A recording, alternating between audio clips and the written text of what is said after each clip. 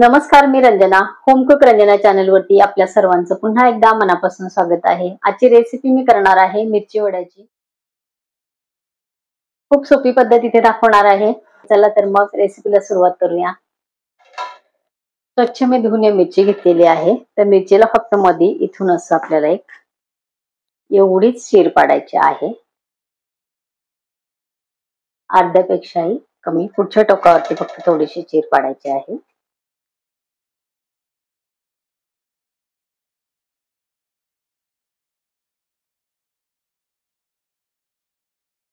सर्व मिरच्यांना अशी एक एक आपली चीर पाडून झालेली आहे. इथे आपल्याला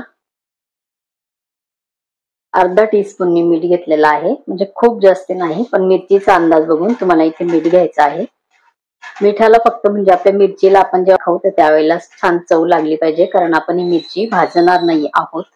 त्यामुळे असं हे सगळीकडे मीठ हे व्यवस्थित चोळून घ्यायचं आहे आणि 10 मिनिटं हे बाजूला ठेवायचं आहे. मिठाच्या पाण्यामध्ये ही मिरची छान येते, मुरली जाते. बघा, पाणी सुटायला सुरुवात झालेली आहे मिरचीला.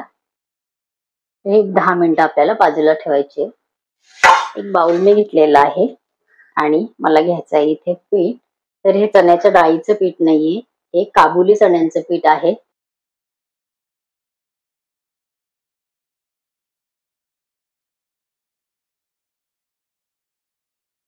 या पद्धतीने तुम्ही ह्या चण्याचं पिठाचे पदार्थ करून बघा आणि हे मिरचीचे जे वडे आपण करणार आहोत तर हे वडे करून बघा, अतिशय छान होतात. तर इथे मी घेतलेलं आहे पीठ. पीठ आपण इथे अंदाजे घेतलेला आहे. वाटीने म्हणाल तर 2 वाटी हे पीठ आहे, कारण आपल्याला जेवढे आपल्या मिरचीचं प्रमाण असेल तेवढे इथे आपल्याला पीठ वापरायचं आहे. पीठ आपण इथे काढून घेतलेलं आहे. 1 टीस्पून आपल्याला घालायचा आहे ओवा. थोडंसं हातावरती चोळून आणि ओवा घालायचा आहे. 1 टीस्पून आपल्याला घ्यायचे जिरे, अख्खे जिरे आहेत. 2 चिमटी आपल्याला घ्यायचा आहे हिंग. अर्धा टीस्पून घ्यायची आहे हळद आणि तुम्हाला जसं तिखट आवडत असेल त्याप्रमाणे घ्यायचं आहे तिखट. मी अर्धा टीस्पून फक्त तिखट घेतलेलं आहे आणि चवीपुरतं मीठ घालायचं आहे.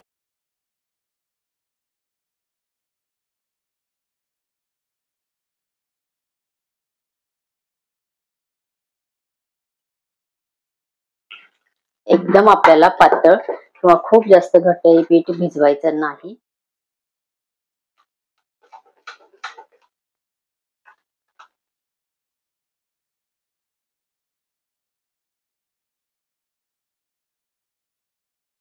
फक्त इथे पीठ कसं पाहिजे त्याची कन्सिस्टन्सी मी इथे दाखवते. त्याप्रमाणे तुम्ही कमी जास्त प्रमाणात तुमचे हे मिरची वडे असतील तरी सुद्धा तुम्ही तशी कन्सिस्टन्सी ठेवण्यासाठी पाण्याचा वापर त्या पद्धतीने करायचा आहे.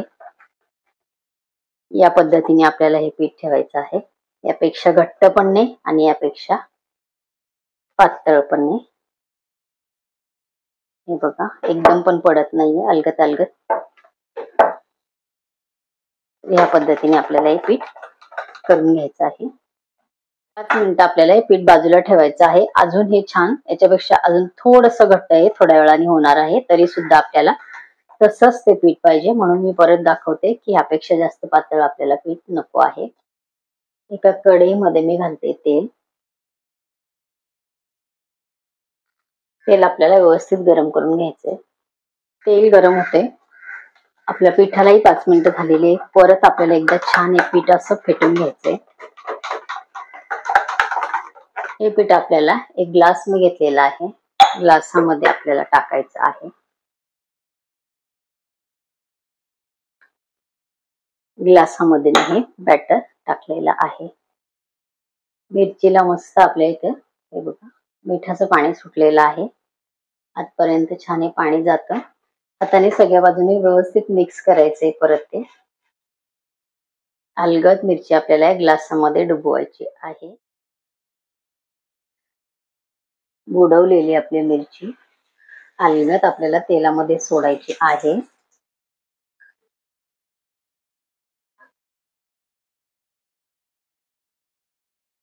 चण्याच्या पिठाचे हा पदार्थ नक्की करून बघा. गॅस फुल केलेला नाहीये. तेल फक्त व्यवस्थित तापवून आणि गॅस आता मीडियम आहे. खूप फुल गॅसवरती आपल्याला हे तळायचे नाहीये, कारण आतमध्ये आपली मिरची आपण परतवून घेतलेली नाहीये. त्यामुळे छान आपले मीडियम गॅसवरती आपल्याला ही भजी छान कुरकुरीत इथे करून घ्यायचे आहेत. आपले दोन्ही तिन्ही साईडने बघा गोल गोल फिरवत मी व्यवस्थित आपले हे करून घेतलेले आहेत.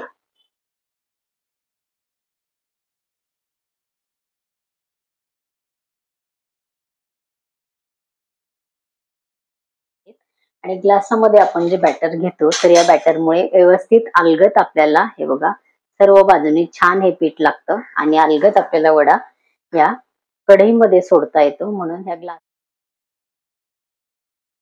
मिरचीची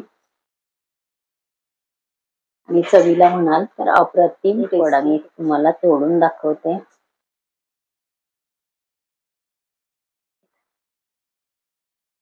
आणि ह्या पिठाची चव अतिशय अप्रतिम आहे. नक्की करून बघा. चण्याच्या डाळीचं पीठ आपण नेहमी दळून आणतो. एकदा हे चण्याचं पीठ दळून आणून त्यापासून हे पदार्थ बनवून बघा. अतिशय टेस्टी होतात. 2 वाटी अख्ख्या चण्याच्या पिठामध्ये 20 आपले इथे तयार झालेले आहे. अजिबात तेलकट वडे नाहीयेत. फक्त ओवा आणि जिरं आहे.